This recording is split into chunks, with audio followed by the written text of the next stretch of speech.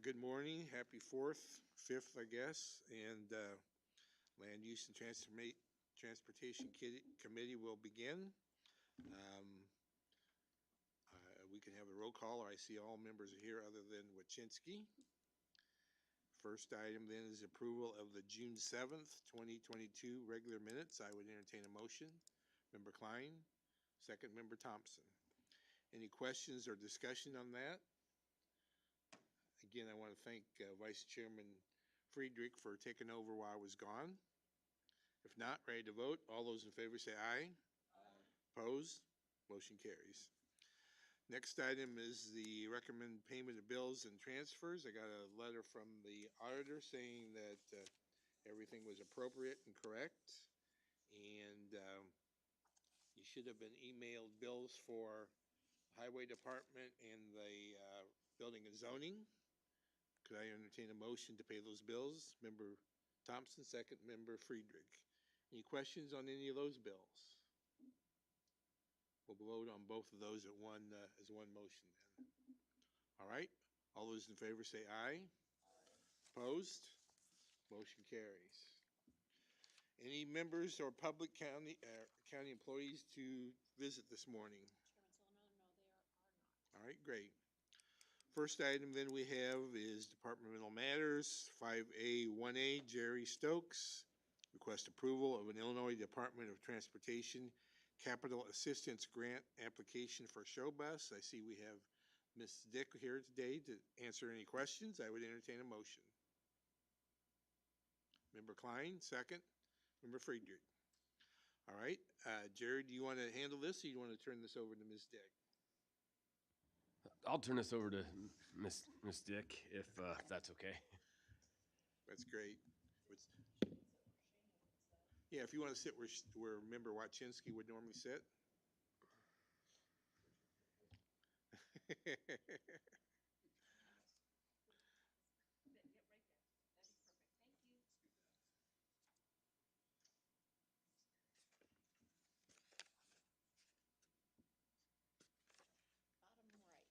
Bottom right. Yep.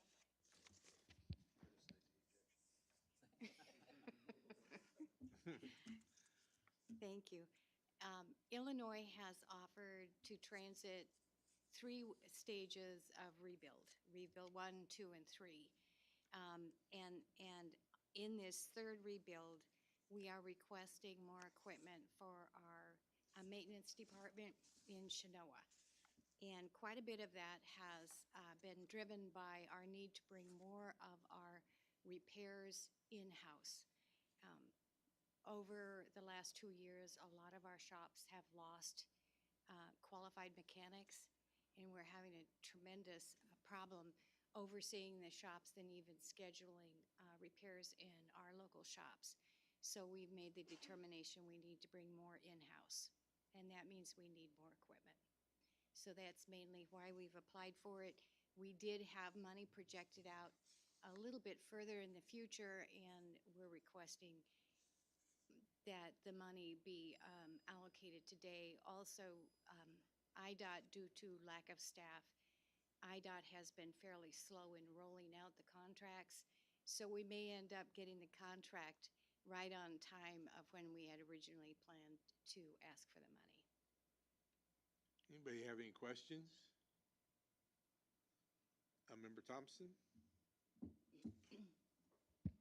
So you're confident that while your people that you've been working with can't hire people, you can? We've been extremely fortunate. We have a strong, we did lose some mechanics over the last 2 years due to retirements. We have an extremely strong mechanic who is interested in training, which is unusual. So we are also planning to do quite a bit of mentoring and bringing in folks who don't have that much skill but have a desire to learn. It's very difficult to hire in this environment, as you well know. Yes, yes, it is. To prepare to do this and then can't get anybody. You know. Yeah, we have some folks lined up, but the key is a strong mechanic who's willing to train. That's good. Thank you. How about we're gonna have to look forward to purchasing some diagnostic equipment and some tools also in the future? Constantly. Yes, some of this equipment is meant to meet the upgrade in air conditioning because that's changing pretty quickly.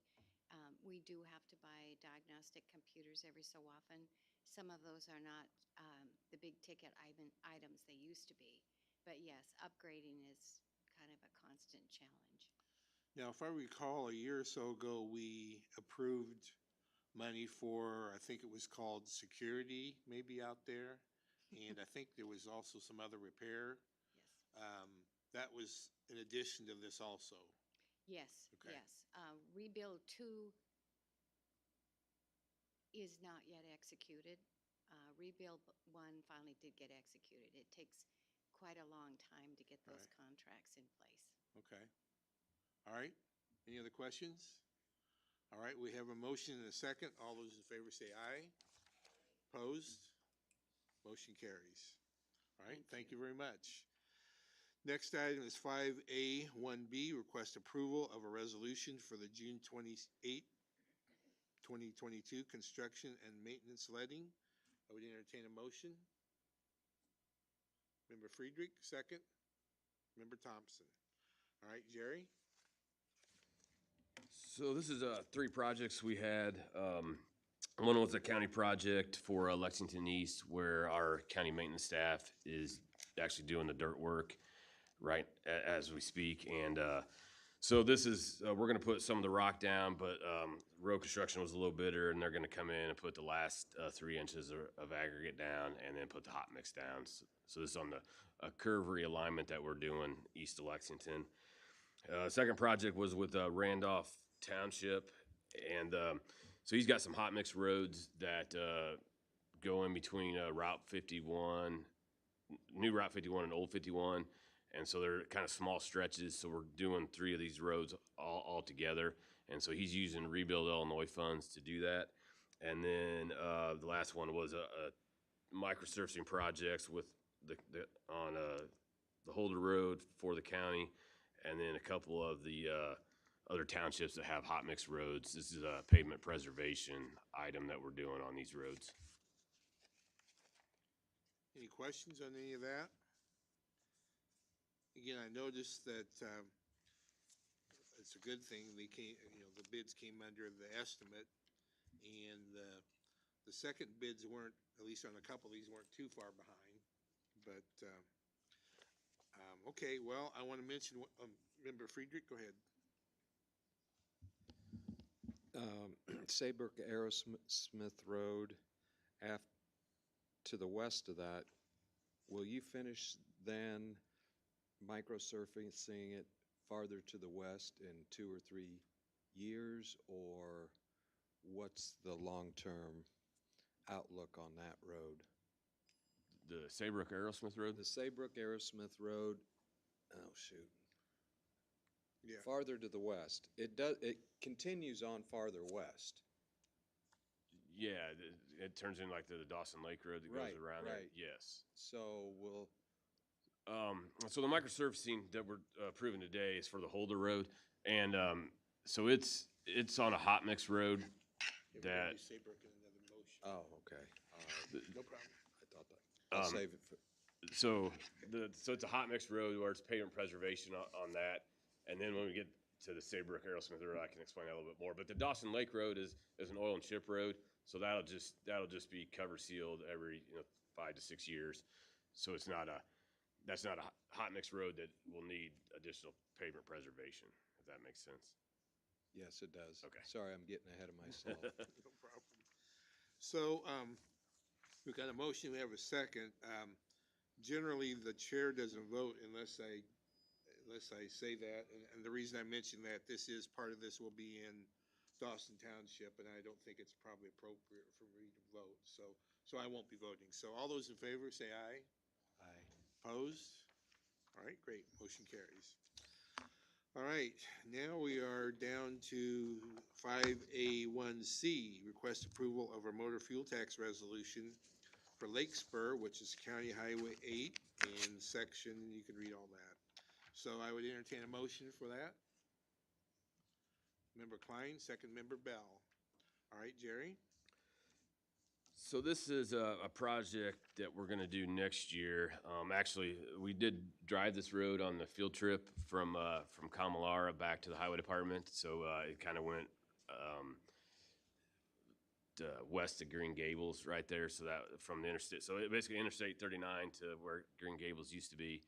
And so this road was last resurfaced in 1998. So it's had its useful life. So it just we're just gonna mill and basically take off the existing pavement and resurface it. So this resolution's for motor fuel tax, allows us to start the environmental work, and we'll start working on the design plans and the estimates for this fall and winter, and then we'll come back with another resolution for the actual construction of it. All right. Any questions? I just have one. So obviously, I know you're aware that this is will be a busy road during the summer vacation, boating, jet skiing season or whatever. So I assume you try and work around that as much as you can. Yeah, I think this is a project we're gonna look at to get out early, so they can maybe start April or as soon as the weather's fit, and so they can probably get. It shouldn't take too long to get it done, so they could probably have it done by 1st of June. And will they have to close the road completely for this? No, it'll still be one lane. Okay.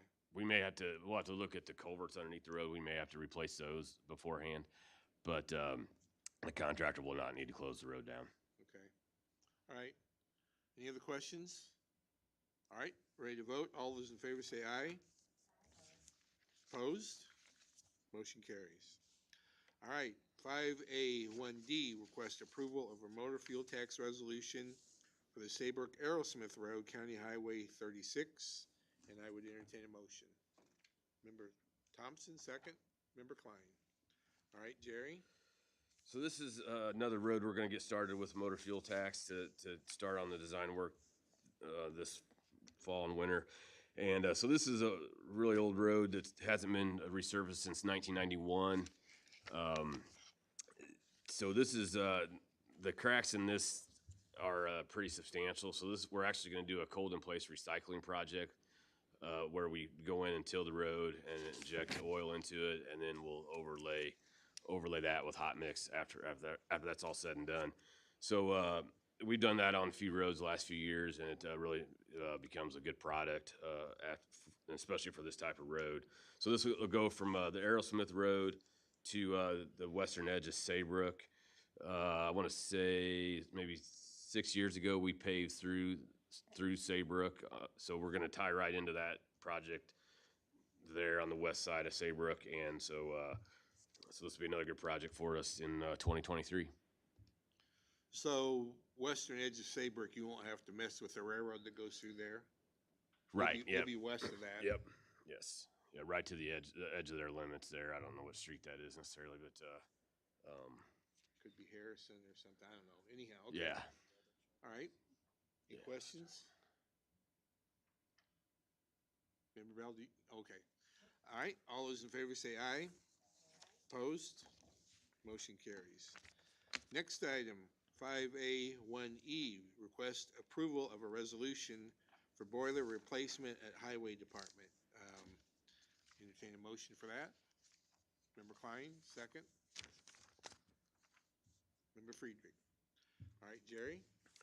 So this is in our north garage, which is our oldest building, and so we get this boiler inspected every year, and so the last 2 or 3 years they've been saying it's about due for a replacement, and so I actually had it in the budget to do in 2022, and right about the end of start of spring, they said it quit. So basically we taking bids to just replace it. Is the exact same kind of what we have is getting replaced. So should be fairly straightforward.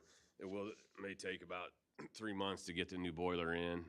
It's kind of what all they said 10 to 12 weeks to get the new boiler in, but it said it'd take them like 3 days to install it once it does come in. So we should have it ready before winter hits. All right. Any questions? Member Friedrich? The bids were kind of low for, well, Pipe Works. Question one is, Pipe Works ever done any work for us before? Not to my knowledge, no. Okay, know the other three contractors. Any concerns there? Because it was substantially lower than the other three. Yeah, the representative from Pipeworks came out and looked at the place and looked at the facility and everything. So you know, he was maybe his overhead's just not as much. I don't really know. I mean, I've seen them around. I don't know what kind of work they do, but I really don't have any concerns at this point. So it's not only for a boiler, it's for the pumps and controls as well? Because, you know, a boiler needs pumps to supply it, and I'm sure those are probably shot, so, I think we've actually replaced those boilers over the years. I'd have to double check. But no, I think it's just replacing the straight up replacing the boiler. okay. If we run into something, we may have, you know, if we got something that's shot or is too old as we get in there, we may have to add that to it. Yeah, like the thermostats or things like that, Sure. you know. Could you get a new boiler and the controlled thermostat might not work, might work? That's Right. my only concern. Sure. It's not just a boiler, there's other parts associated with it. Okay. So I'm trying to remember, this is a boiler for, obviously for hot water radiator system or whatever. This is in the open garage part of that building? Yeah, this is Not actually, just like the closed office or whatever? it actually heats the entire building. Okay. And is it like, again, it seems like I remember the hanging heaters or something too. Do you have that? Is that how it works? It's not like baseboard radiating. No, it's piped through the building. Okay. So, and we do have heaters in other shops. Okay. I think maybe in our welding shop we have one as well to assist it. But this basically just heats the whole building. Do we have any kind of used oil burner system or anything like that? Or what do we do with our used oil? So in our middle garage, we do have a thinking system that we where we call it black gold, and Right. so we do all the used oil that we get goes in there, and that heats that the middle garage basically, and it's just for storage. Our sign shop's in there, and it's other truck storage. I kind of thought we did, but I couldn't remember. Okay, great. All right, so we're ready to vote on this then? All those in favor say aye. Opposed? Motion carries. Okay, so now we are under number 2 with project summaries, and Jerry, you can go ahead and do that whenever you like. Sure. So I have some pictures here of some of these, not all the projects, but some of them. So the first couple here are the brand new bridge out on Stringtown Road, and so they had one more pour to make on this pier, and they did that on Friday, and so now they'll strip those forms and they'll be hopefully placing the beams this week. They're just looking at Friday to set the steel beams on these abutments and piers. So that's kind of the next step that we're waiting on. So that's so that's that. This is the Meadows Road project that goes from north of Lexington to Route 24, and so it's the 5.5 mile long project, and so this is the intersection at 24 that they've got gravelled. So they probably have a mile of this is, so we put 2 different lifts of gravel on this, oversized lift on the bottom, and then regular what we call CA6 on top. So they had the first lift of the CA6, and they just spread that out on a truck. The next lift will actually go through a asphalt or through a paver, and it'll be put down to kind of control grade and thickness and be a little bit smoother ride. So this is the first mile, and then the second mile, I think they might have all the oversized rock in, and so then they'll be starting with the CA6 lift. When they came in, they milled like 2.5 miles of the road. Actually, so today they're milling the rest of the 3 miles, and so they can continue on with the dirt work. So they probably had the dirt work's done on most the 2.5 miles they had ready, and so now they're just putting aggregate in there and keep moving down the road. As they go along, they're also replacing the culverts, and so these are just a picture of the culvert that we replaced. There was used to be a concrete box culvert in here. We took that out and extended these out with metal pipe. And so here's kind of what we call what the core looks like before the rock goes down. And so so this is the dirt work. We had to go in. We basically go through there and we do what we call a proof roll.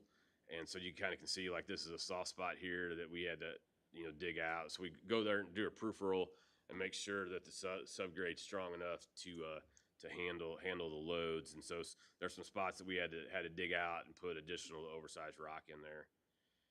And so this is a section that they were rocking last week. So this project here is the PJ Keller Highway project that goes from Route 66 kind of by Casey's out and then it goes out 2 miles west of Lexington. And so the H.J. Apple did this project and it turned out really nice. It's kind of another look. So this is at the intersection of County Highway 23 and County Highway 8, and we're looking to the west.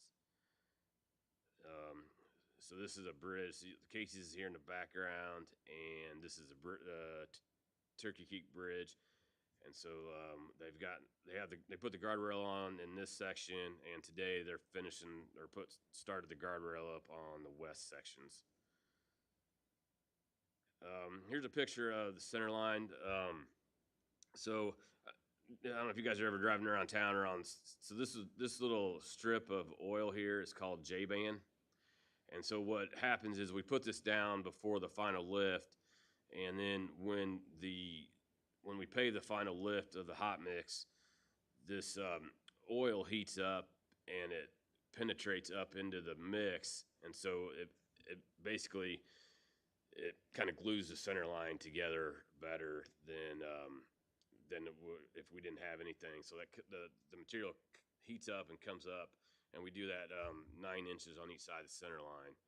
And so the idea is that we wouldn't have to maintain or have a center line failure in the future. So we've been using that on a lot of projects. So if you ever see that around town or on the interstate, that's kind of what that product is. How long have we been doing that? Last 2-3 years. We kind of just started using them about every project last year, and we kind of picked our spots, I guess. So it's not really long enough to tell if it's made a big difference or not? No. To me, there's a lot of failures. If you drive on any roads like that, that seems to be where it fails, is Sure. the center line. Yeah. I guess the first time we'd used it was, I want to say maybe 2018, 17, 18, on a section of Towanda Barnes that we did, where we did it in between the driving and the passing lane. And it looks like everything's holding up well in that section. Thanks. So this is going west of Lexington, and so here's their kind of see the truck backing into the paver. So they finished where this truck's sitting. They've already finished the final surface lift on that, and they're working on the eastbound lane at this point. And so here's a picture of the paver of them putting the hot mix down. And then there's kind of the finished product of both lanes being completed. So the next project that we're started as well is the Chenoa Road project. So this is part of the Blooming Grove Wind Farm, and this goes from just south of Chenoa down to Lexington East Road. And so what we did here is this is kind of what we call a full depth reclamation project. But what we did first is we came in and we widened the road out. So this is a 2-foot mill, and so they're milling a foot on a foot of the existing road and a foot of the shoulder, and we're hauling that material away. And so what we end up, I'll move ahead here, but so this is like the 2-foot widening area, and then we have this pulverizer is coming through. Pulverizer's coming through and then tilling up the road. And then a grader comes behind it and spreads all this out into that widening trench that was over here. And then starting tomorrow, they're going to come in and they're actually going to inject emulsion oil into this mixture and kind of repulverize it together. And then the chemical reaction will turn this basically hard. And they'll have to cure out for like 7 to 10 days. And so they'll start that tomorrow. It'll probably take them 6 days to do that. And then once it cures out, then we'll come back in and put an oil and chip layer over the top of it. So kind of something a little different we haven't never done before. We did the full depth reclamation project last year on Lexington East, but we didn't do any the widening of the pre-pulverization on that road. So what we were looking to do is try to have a place for the material to go, because once you start injecting that emulsion, the whole road kind of raises up, and so we didn't want to get too steep of slopes on this, and also then it'll help with get our cross slope back to where it should be. So so that's going well. And then the last project it's not on the list here, but it's what we just approved for the hot mix. So this is our maintenance crew that's doing this work, and it's about 3/4 of a mile long, and we're doing the dirt work. And came in. We took out the whole road. We took out the oil and chip on the road. Took out the aggregate, and hauled that away. And so,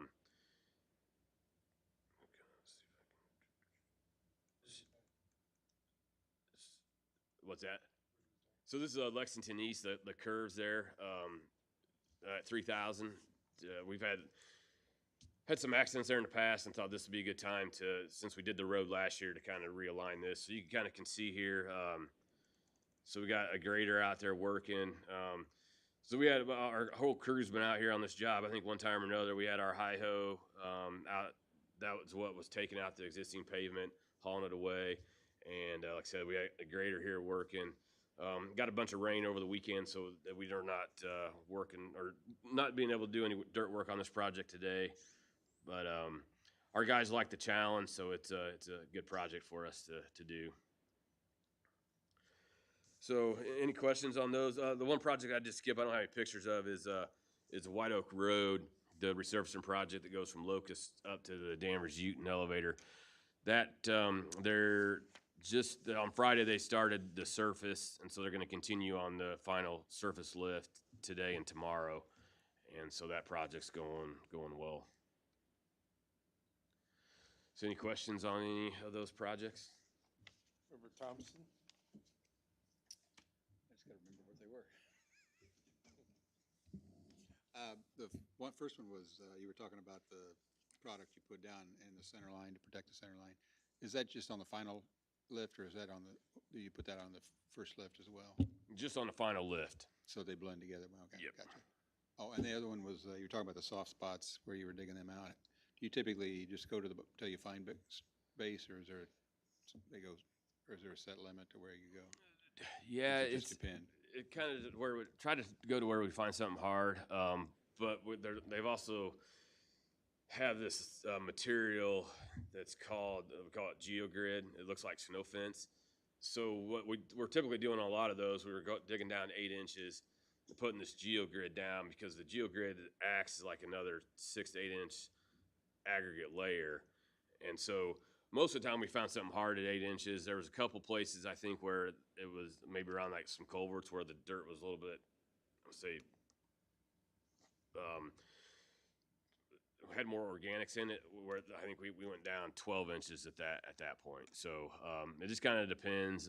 Some of them aren't too bad, or it might just be on the edge where you got the existing road, but we're widening the road out. And so then we might have more accessibility there on the 3 to 4 feet where we're widening the road on each side. Member Friedrich? You've got a lot of projects going on right now. My question is, with these contractors, who does the inspection on, for example, concrete? They do a slough test and they see that we get the certain strength concrete, or like on blacktop, that in the bid, we have 8 inches of blacktop. Does your department ensure that we get 8 inches of blacktop on that, or do you farm that out to Farnsworth and Wiley to make sure that we get everything that promised in the bid? Can you explain that a little bit on all these projects? Because you got so many going on, and they'll do a mile a run, you know. That's my question. Sure. So, yes, we have somebody from the department assigned to each one of these projects to do. Then they see the project from beginning to end, and they're out there inspecting it and making sure that they're getting the thickness. They're doing the concrete testing and doing it all. Yeah, it's been kind of crazy last month or so. But some of these projects are starting to wrap up, so we'll gain some traction on that. But like the bridge project, we have a guy assigned to that, and so he's out there for all the concrete pours. And we try to help where we can.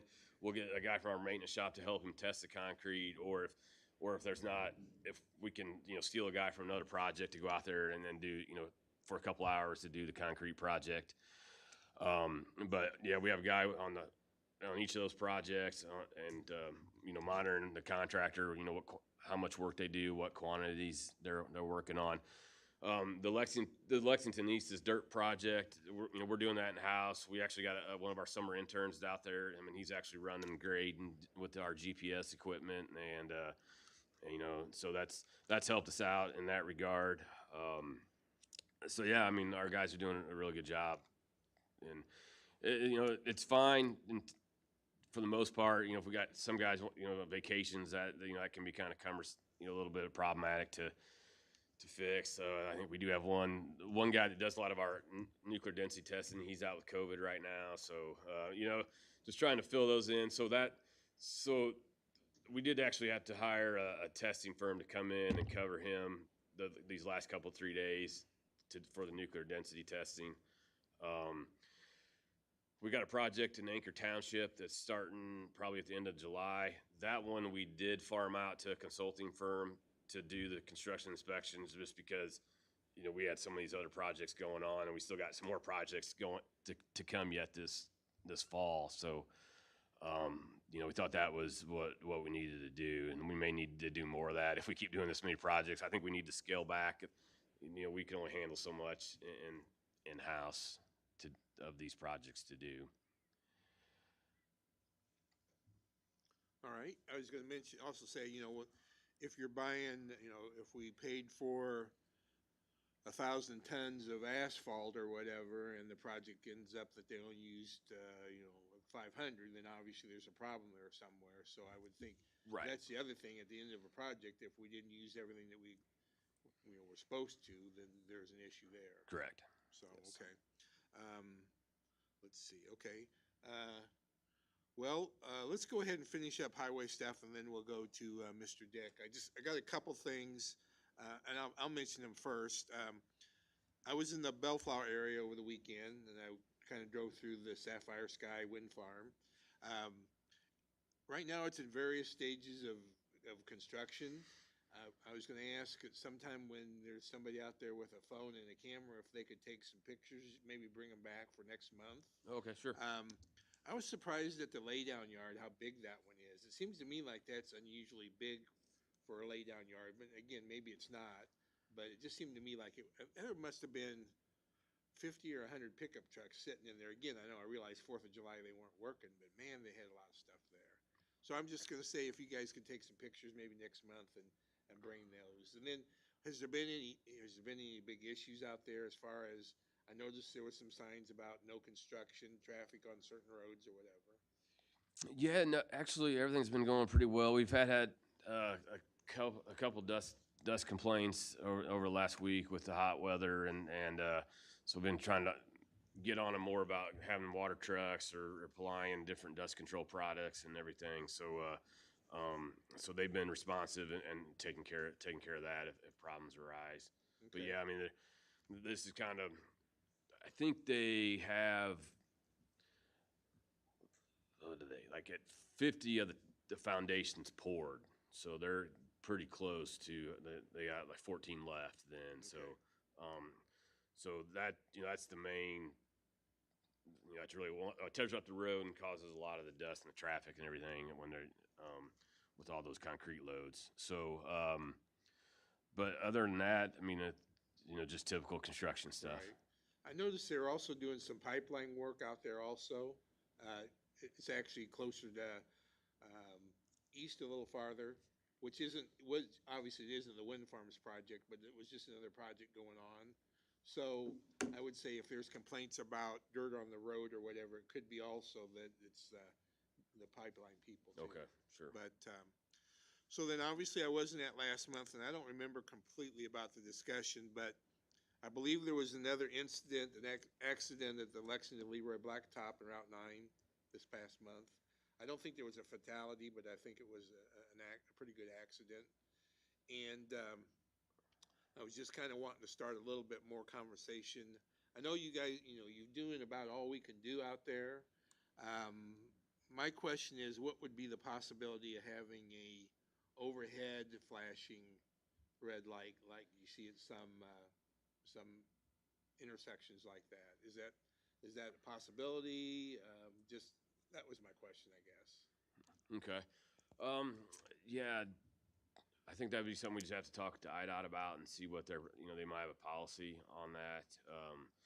I think we did put up the flash and stop ahead signs, Right. and so I mentioned about maybe we need flash and stop signs at that location, and I think it's more that they'd be open to it. It'd probably come down to a cost, whether the county wants to bear the cost to put something like that up, because I don't know that IDOT really, if they start doing that, they'd have to do them at all these Right. locations, and so, but maybe we could split the cost. They pay for one side, we pay for the other. Do something like that. And I know, up over by Downs 150 and Towanda Barnes, they actually have a four-way stop there. I mean, that's not a four-way stop, but it's a traffic signal where both roads have to stop. I don't know whether that's something that could happen there, whether it's even reasonable but it's just another thought. Yeah, I doubt it would warrant It's having. probably maybe a traffic count thing. You gotta have so much traffic one way or another.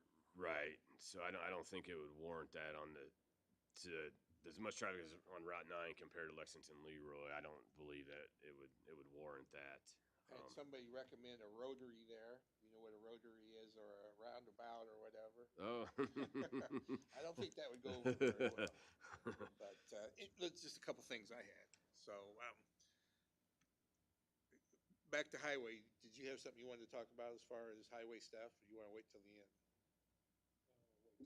Okay. Anybody else? Jerry, did you have something I else? do have one more thing. I just wanted to, on July 20th, we are having a public meeting in the Village of Downs for the resurfacing of Seminary Street that we're looking at doing next year. So that's going to be at the middle school, at the Tri-Valley Middle School on July 20th at, I don't remember the time. We'll put a notice out, but I think at 5 or 5:30, I believe, is the time for that public hearing. Okay. Or actually, it's not really going to be a public hearing, more a public open house. We'll have plans and kind of the preliminary plans, and just gives a chance to residents to come and see what the project is. Okay. Member Thompson? Back to the dust complaints on, down at the wind project. Was it more just the travel routes to the particular tower they're working on that day, or? Yeah, I think it I've happened in seen the where they- evening. I think there's a lowboy that came in the evening to move a piece of equipment, and the resident was out trying to grill and got blasted with dust. They've been doing a real good job with the dust control in front of the houses, but I think it was a windy day, and so we're trying to get them to go out a little farther with that dust control so it doesn't hamper there, especially at nighttime. Yeah, I would concur. I've been working down there quite a bit, and they have been doing a really good job in front of houses, but I was also in transit on one of the gravel roads, and I mean, Maybe you're the one that made the dust. I was making dust, but I mean, it was dusty enough that there was no visibility. I mean, you couldn't see anything, and there was just a couple of tandems coming down, and we kind of met at the end where, and I got off on the big corner, but yeah, they make a lot of dust. Sure. I don't know how you keep ahead of it when you're running that many trucks, unless you're just out there constantly. Right. I think I'm they not are sure just, but especially this time of year, you go out and do it in the morning. I mean, you're going to need to be right back in the afternoon. 2 So I hours think later, they you just better need to be get there. more I water didn't- trucks Every Or- hour. or the product that they use, like in front of the houses, they just need to extend that more, use that more often. Because I think that product will last like 2 to 3 weeks, and then you kind of reapply it. So, but then there's, so I don't know what. So they're trying to do both, and I think they've done a decent job. But I think some of them just with the warmer temperatures and no rain, it's just kind of increased a little bit. So.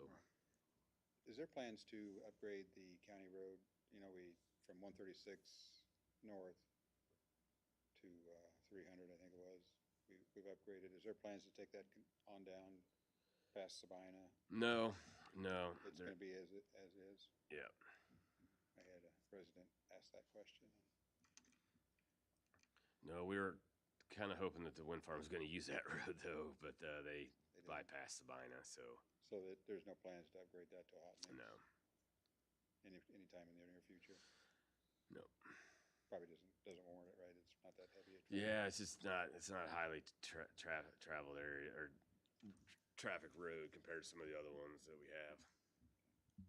Thank you. All right, well, we'll go on now to, I guess it is 5B, is that B? Yeah, 5B, Phil Dick Building and Zoning. He has no items for action. He might mention the schedule for tonight with the ZBA is having a hearing night. You want to mention that? Yeah, we have 4 cases for the zoning hearing tonight. Notices were all sent out to you about 3 weeks ago, and I just wanted to go over basically how information can be acquired about the different zoning cases during the period. 3 weeks and a day, or the Monday before 3 weeks, is the deadline for zoning cases. All the cases should be submitted by the end of the day on that date. And then it's during that week that we create the notices and we send them out to the county board members, the land use committee, the zoning board, and to surrounding property owners. We get them out by the end of the week. That's slightly more than 2 weeks before the public hearing. And then by that Friday, we also put the applications on the website. And if you look at the notice says that it's on the website, or you can come into the office and see the application. So any applications that you want to see are on the website. Then the week before the public hearing, which would have been last week generally, this past month is different because I was gone last week, so I sent everything out a week early. But the staff reports are completed, and they're put on the website. So you can look at the staff reports on the Friday before the Tuesday of the public hearing if you want to see what the staff reports indicate. If you have questions about the applications after you look at the website, you're welcome to call me, and if there's anything I can't answer, I would contact the applicant about it. And then at the public hearing, if there's information that you want to know about, I think it's definitely appropriate for county board members to ask questions at the zoning hearing. I don't think it's necessarily a good idea, and we also caution the zoning board members not to testify at the zoning hearing. Their responsibility is to be a semi-judicial forum to ask questions of the applicant and the witnesses, and staff is allowed to ask questions of the witnesses and the applicants at the meeting. Of course, we ask questions of the applicant before they even submit their application. But if county board members want to know stuff that they've had questions about after you look at the applications, you look at the staff reports, it's definitely appropriate to ask questions at the public hearing, because that's what is supposed to be used to determine the findings of fact that go to the county board. I wanted to clear up some other idea that we share all the information that we get from the public or the applicants. We really don't share information that people want to find out about to develop their property. If people want to know how to go through the process of, through a zoning hearing or construction plans, we help them determine what they can do. However, we don't share that with the public until they actually have something on file. If there's something on file, then we will share everything that we have with the public, county board members or whatever. We caution the zoning board members not to do research on their own to determine how they're going to make a recommendation. If they want to know something, they should use the public hearing process to find that information and then make their recommendation based on that. Do we have any questions? So in other words, if I decide I want to build a gravel pit on my property in Ellsworth, I can come to you and talk about the process about going through the zoning board and all that, but you're not going to tell me where to dig and how much to dig and how far to dig. And you're not going to let the public know I'm doing that because I may decide it's not worth doing it. In other words, until there's a determination that I'm actually going to go through the process, you might get a bunch of people excited for no particular reason. In theory, is that kind of what you're saying? In addition to that, we want people to know the process and to be able to use us as a resource. And if they're hesitant to do that because they think we're going to just tell that to anybody and everybody, their competition or whomever, they won't do that. Right. Okay. Okay. Member Klein? Good morning, Mr. Dick. I just have a couple of questions if I can. Is there a typical, so I'm thinking about solar and wind projects, which I know take a really long time to develop. And I think we oftentimes get lobbied as members from those companies, but not always. But we can get any number of contacts from people from those companies who want to talk to us about their plans. But just as for you, it is for us, when have you applied? Is this a preemptive conversation or what, so it's always sort of up in the air about where they are in that process. And it's not my intention to get involved in that process or supersede or dig in where I'm not needed. But is there a normal pattern in terms of solar and wind projects about time of year that those typically get filed? I'm thinking, according to weather and things like that. Is there any kind of pattern to when those things tend to come in? No, and it's difficult to anticipate from our perspective when they're going to come in. We ask that they let us review the applications for at least a few weeks before the deadline, rather than just giving us the application on the deadline, and then I have to review these humongous applications to write a report to find out whether or not they meet our requirements or not, so that I'm knowledgeable about what their application is. But I don't know how often they know very much in advance when they're going to get their applications in, because they have to have all their ducks in a row. And I don't know often what all those ducks are, and they don't necessarily have to tell me. Right. And once they, particularly with wind farms, they have to put their ducks in a row. They have a relatively large application fee, and then we have so many notices that need to get out that they need to help pay for, and then their public notices end up costing them about $20,000 too, so they have to get that all in a row, lined up. So as far as the exact time of the year, I don't really know when they're going to come in. And Yeah, okay. So unfortunately, there's no helpful pattern. no. Okay. So let me tell you my wish, and this is me, and other members may have comments about it. I would like for you to be able to let us know, because my understanding is that people from these projects tend to reach out to you. And again, I'm speaking specifically about wind and solar projects, not somebody wanting to, rezone or do something on their kind of an individual basis. But I know that they kind of tend to reach out with you and talk with you long-term as they're developing their applications. Is that generally correct? Generally. Generally, okay. If you could just let us have some sort of knowledge about that, like you don't have to give us specifics, but if you could, when you come to these meetings and say, we've got a couple of people, 2 or 3 projects that are kind of, on deck thinking about it, then individual members can come and ask you specific questions about those.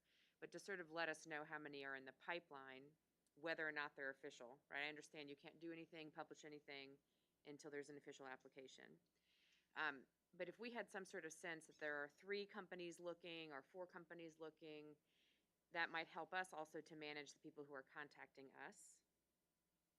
And the second wish would be that when somebody actually files an application and you put it on the website, if we could get an alert email at that time, that would be super helpful.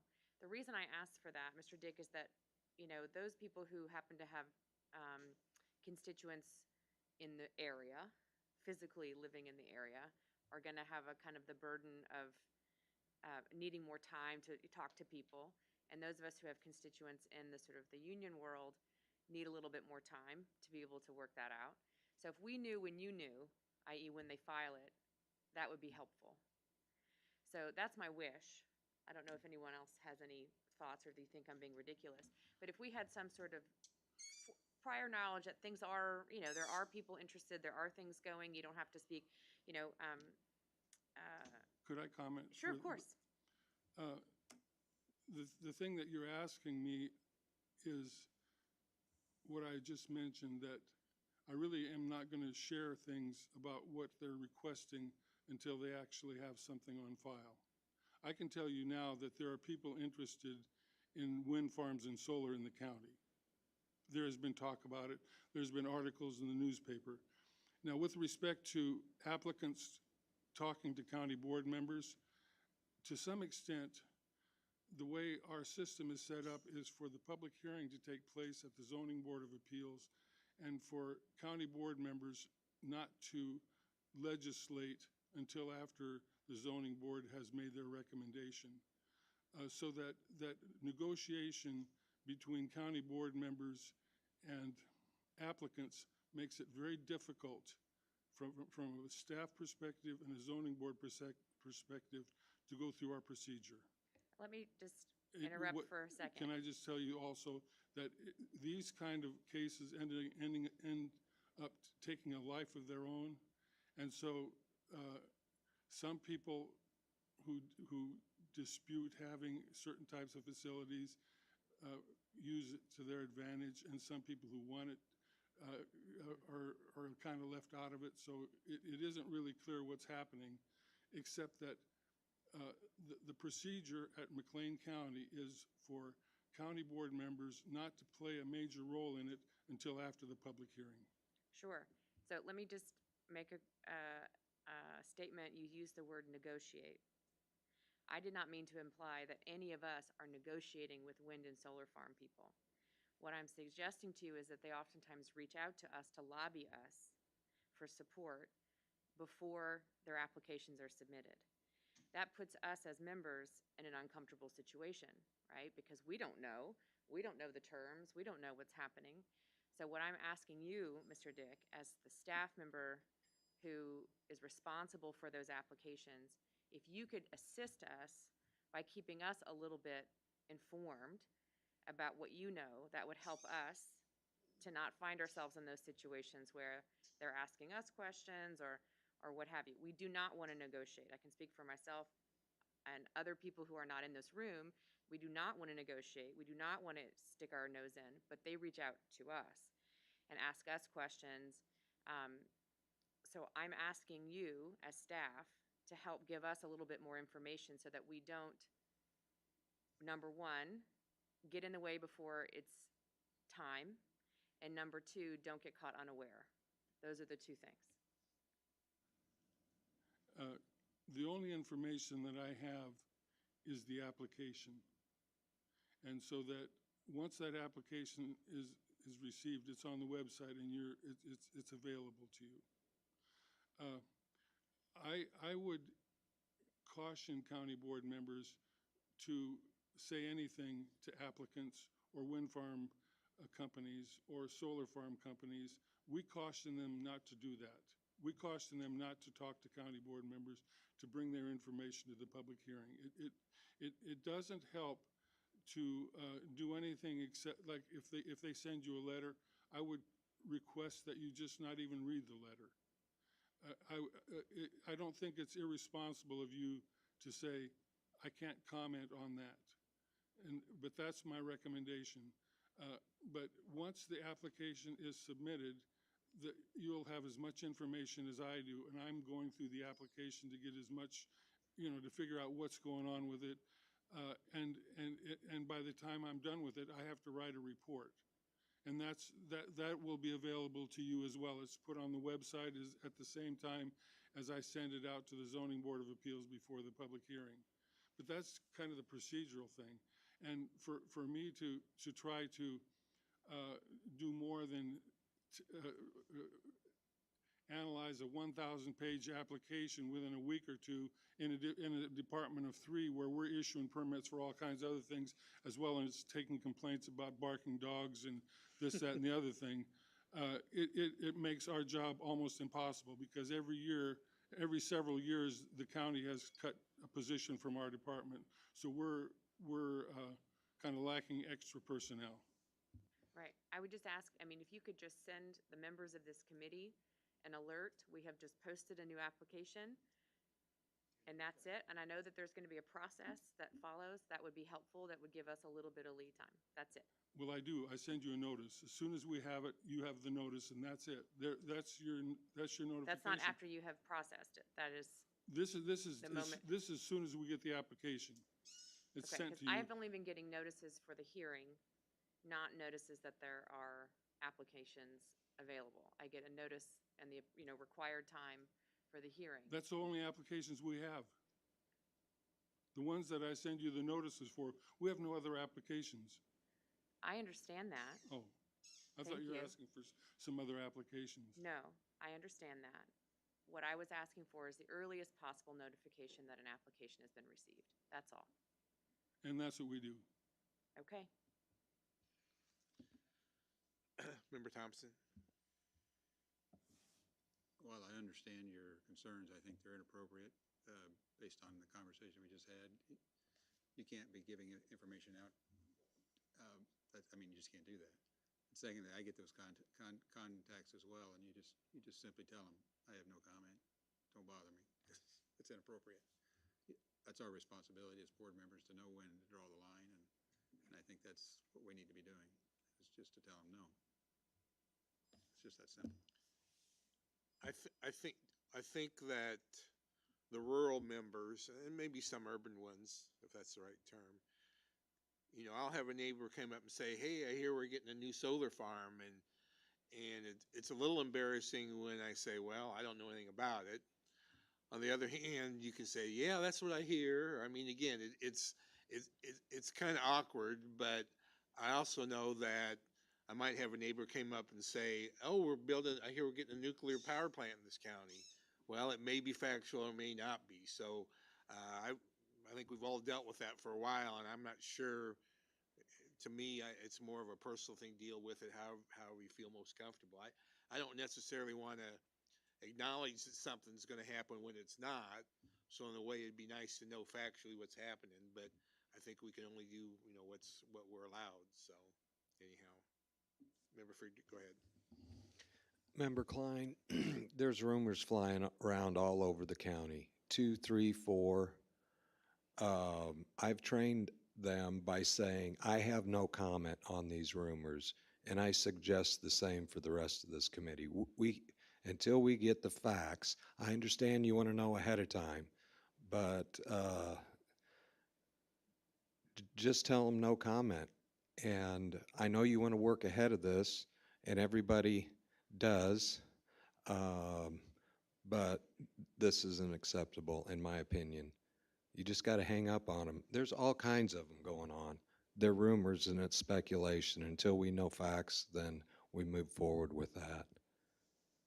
Can I ask you a question? Yes. If there's a solar farm or so wind farm more likely that is sending out letters to residents and, you know, working on getting contracts, because all that has to be done long before the actual application sort of goes in, right? So they're reaching out and they're doing that process.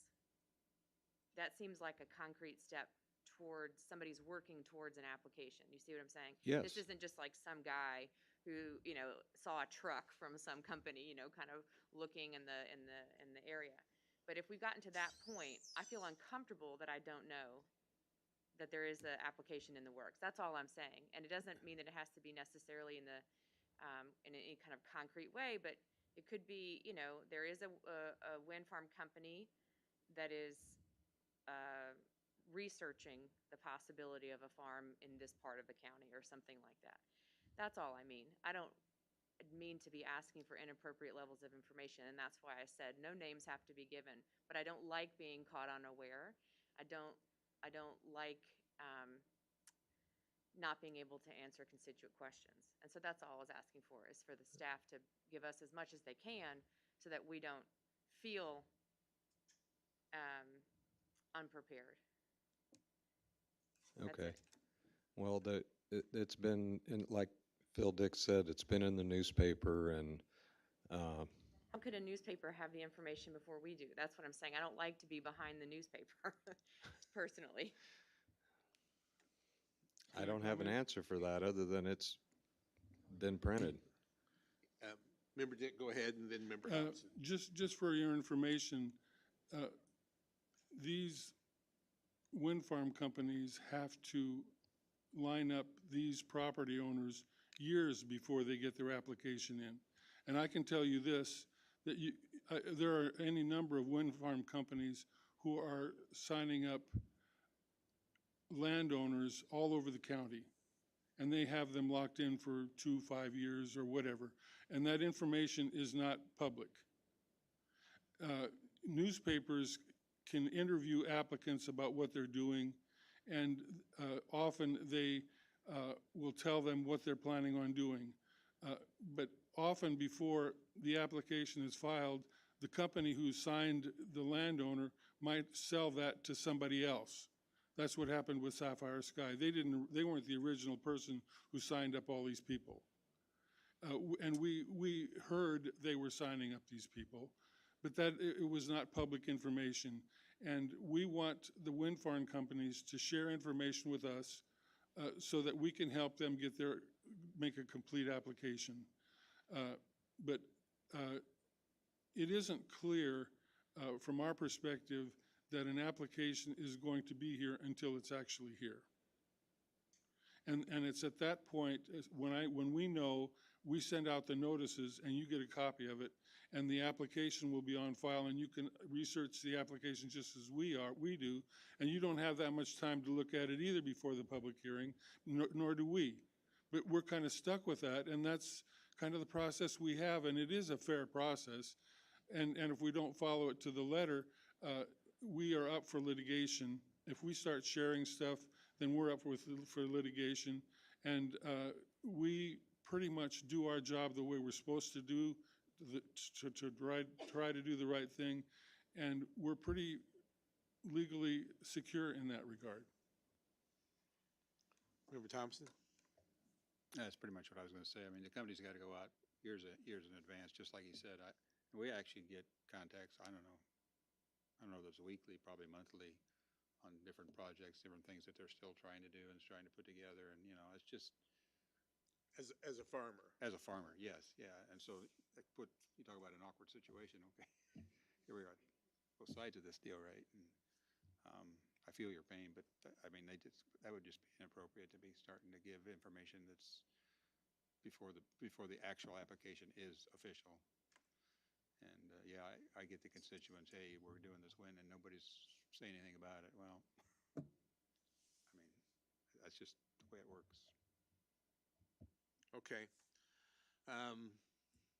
Hopefully you got an answer. If not, we can discuss again.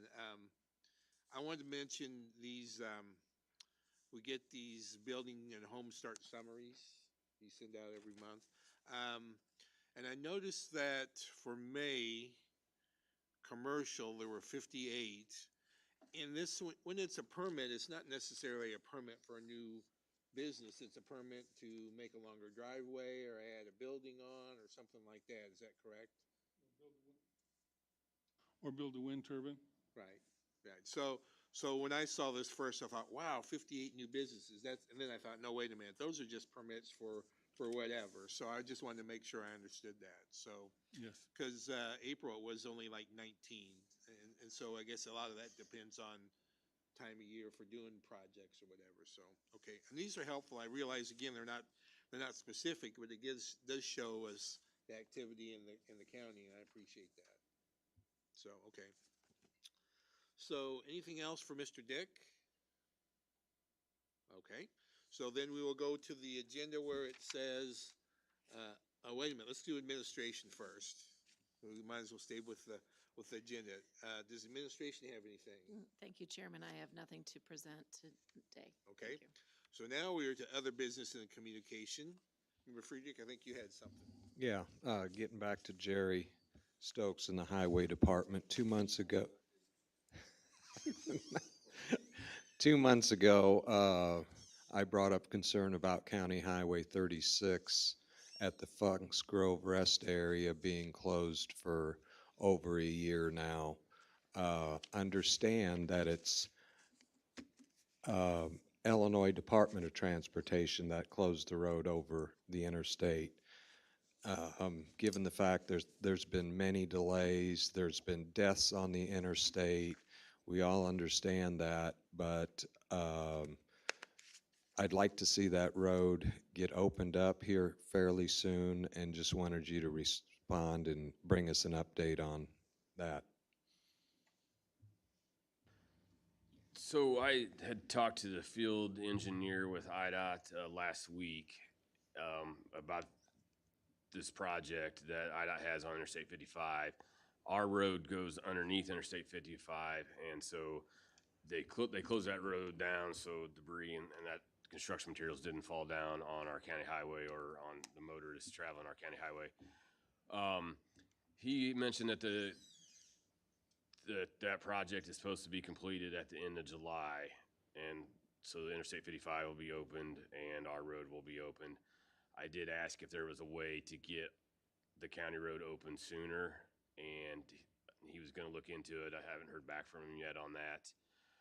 He did mention that the contractor, this project was supposed to be completed in November, and the contractor is facing liquidated damages since November on that. So I don't know what the total price was but usually it's a per day cost based on the total construction cost of the project. So I didn't do the math or anything either, but I mean, it's going to be a substantial fine that the contractor is probably going to get hit with for this, I assume. And there could be some other things that happen, but I will try to reach out to him again and see, if there's any reason. I know the deck was poured, I think, there last Monday, I want to say. So since that's all done, they might be able to clean our road up and get that opened up sooner than they need to for I-55. So that I'll try to see if we can move that along. Okay, appreciate it. Thank you. I'll follow up with you. All right. Anybody have anything else? I see Chairman McIntyre has joined us. Do you have anything you want to discuss or mention? All right. And How about some WD-40 for the chairs? some WD-40 for the chairs. Okay. Have you got any of that in the highway department anywhere? And our administrator left us, so hopefully she said she didn't have anything else. So if not, I will declare this meeting adjourned. Thank you all for